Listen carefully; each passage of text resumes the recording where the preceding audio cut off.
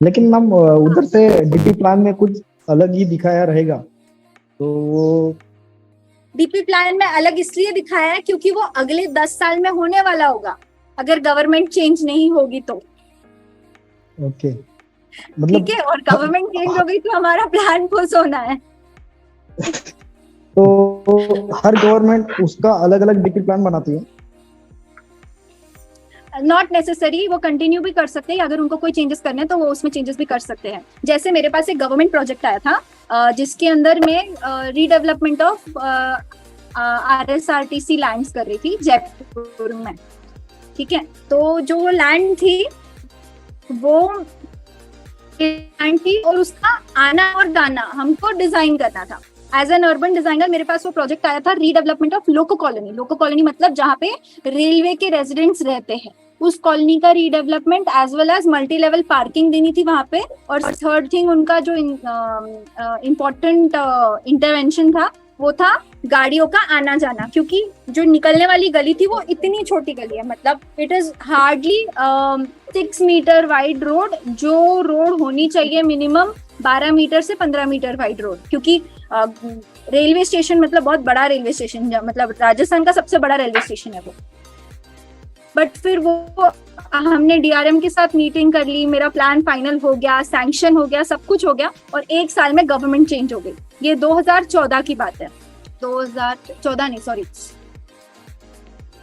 2019 18 के मिड से हमने स्टार्ट किया था काम करना। तो इंग्रेस और इग्रेस जो एंट्री और एग्जिट है वो तो हमने चेंज कर दी, पर लोको कॉलोनी का रिहैबिलिटेशन अभी तक हुआ नहीं है। और जो हमने MLP प्रपोज करी थी वहां पे उन्होंने जो गाड़ी का जाना आना होता है ना, जैसे 4 व्हीलर और 2 व्हीलर हम ट्रेन से भेजते हैं, तो उन्होंने उस चीज के लिए जो हमने MLP का कंस्ट्रक्शन शुरू कराया था, उन्होंने उस चीज के लिए उसको यूज किया। उस पर छत ना डालते हुए व्हाट दे डिड इज उसी फाउंडेशन के ऊपर उन्होंने स्टील स्ट्रक्चर बना के शेड्स डाल के they have used it for as a parcel office. ठीक है, पार्सल ऑफिस भी। तो उन्होंने क्या किया, गवर्नमेंट ने हमारे प्लान को जो पास हो गया था हमें फिर से ग्राउंड जीरो पे लाके खड़ा कर दिया। ठीक है, तो ये ऐसे काफी चीजें होती रहती है because of change of government. ठीक है, अब हम जाएंगे development of housing in economically weaker section और लोअर इनकम ग्रुप में। तो क्या है, इन रेसिडेंशियल जोन क्या होगा, if the owner construct the housing for LIG in the form of tenement, क्योंकि LIG का ही काम हम टेनामेंट में करते हैं, क्योंकि वो 50 स्क्वायर मीटर से कम का बिल्टअप होता है, इसलिए हम उसे कहते हैं टेनामेंट। तो कंडीशन क्या होगी, premium FSI shall be charged at the rate of 15% of the land rate in lecture चल रहा CSR। ठीक है, तो आ गया क्या ये कब किया है के बाद ये at least 40% tenement shall be built up area not more than 30 square metre. 40% tenements 30 square metre से ज्यादा नहीं होने चाहिए, और कुछ अच्छे tenements जो 50 स्क्वायर मीटर बिल्टअप होंगे। Only one tenement should be sold to one family, एक फैमिली को आप एक ही टेनामेंट सेल कर सकते हो। जैसे मैंने लोको कॉलोनी का एग्जांपल दिया अभी, जो मैंने डिजाइन किया था फॉर जयपुर गवर्नमेंट, तो उसमें हमको कंडीशन थी कि हमें 50 स्क्वायर मीटर का टेनामेंट बनाना है, but one tenement will be allotted to one person only. पर वहां पे उन्होंने क्या किया पता है क्या, अपने चाचा के भतीजे के नाम पे अलग टेनामेंट किया है जो एग्जैक्टली बाजू में है उनके, तो वो यूज कर रहे हैं इंटरनली उसको एक करके, क्योंकि कोई भी अंदर आके नहीं देखेगा कि अंदर से कनेक्टेड है या नहीं, राइट। क्योंकि टेनामेंट मतलब एक छोटा सा, मतलब सॉरी टेनामेंट्स मतलब टेनामेंट्स मतलब कोई भी ऐसा स्ट्रक्चर जो गवर्नमेंट के लिए या इकोनॉमिकली वीकर सेक्शन या लोअर इनकम ग्रुप के लिए बनते हैं, जो 50 स्क्वायर मीटर से कम का एरिया हो, जहाँ पे बहुत कम मतलब बहुत ज्यादा हाउसेस होते हैं पर बहुत कम एरिया में दे हैव स्ट्रक्चर्स। जैसे हम देखते हैं कि रेलवे के जो मुंबई की चाल TC होते हैं, या फिर मैंने रेलवे का एग्जांपल दिया, मैं रेलवे का एक्सप्लेन कर रही हूँ। TC होता है, फिर क्लीनर्स होते हैं, स्वीपर्स होते हैं, क्लास 1 क्लास 2 क्लास 5 तक उनके ऑफिसर्स होते हैं रेलवेज में। तो उनको भी क्या होता है टेनेमेंट। एक सेकेंड, मैं एक मूवी का एग्जांपल देती हूँ। सबने देखी है MS धोनी? दोनों ने देखी है ना Yes. MS धोनी? उनको टेनामेंट प्रोवाइड किया गया था जिसके अंदर कितने लोग रहते थे? 6 to 7. 6 to 7, और वो कितना छोटा था? हार्डली 35 स्क्वायर मीटर, है ना? तो 50 स्क्वायर मीटर से कम का एरिया होना चाहिए, दैट बिकम्स अ टेनामेंट। ठीक है, अब डेवलपमेंट ऑफ हाउसिंग कैसे होगी? इन एग्रीकल्चर जोन कैसा होगा?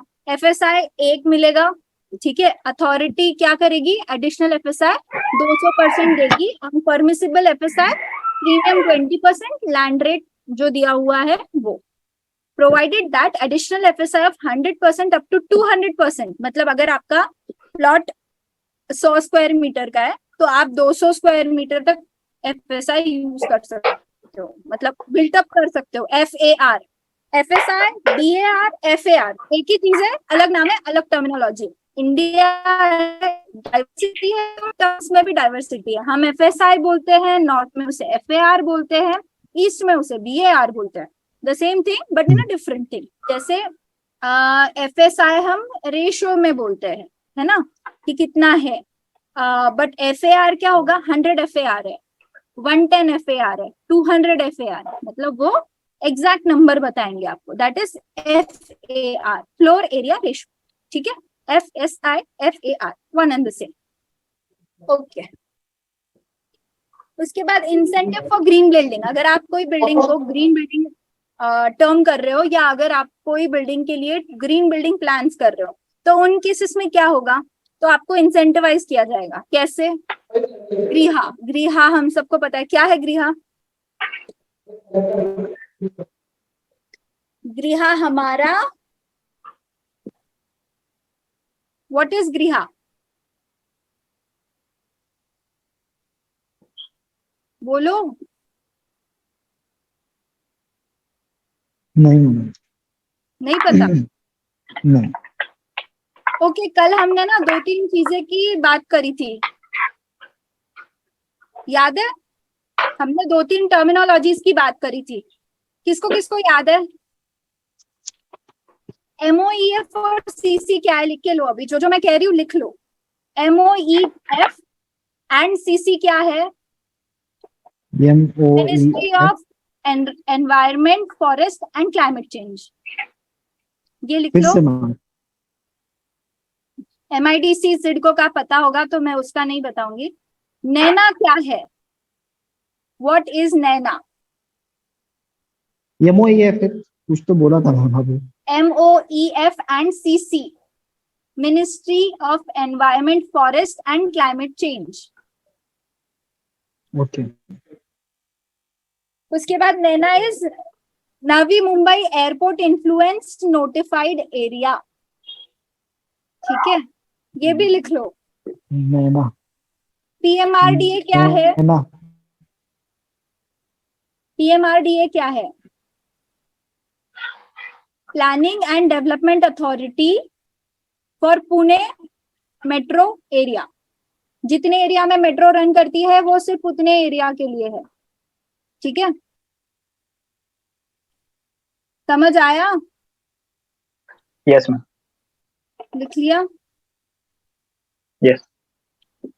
अब बताओ गृहा क्या है? ग्रीन बिल्डिंग से रिलेटेड कुछ चाहिए। Okay, महाराष्ट्र गवर्नमेंट का। क्या है?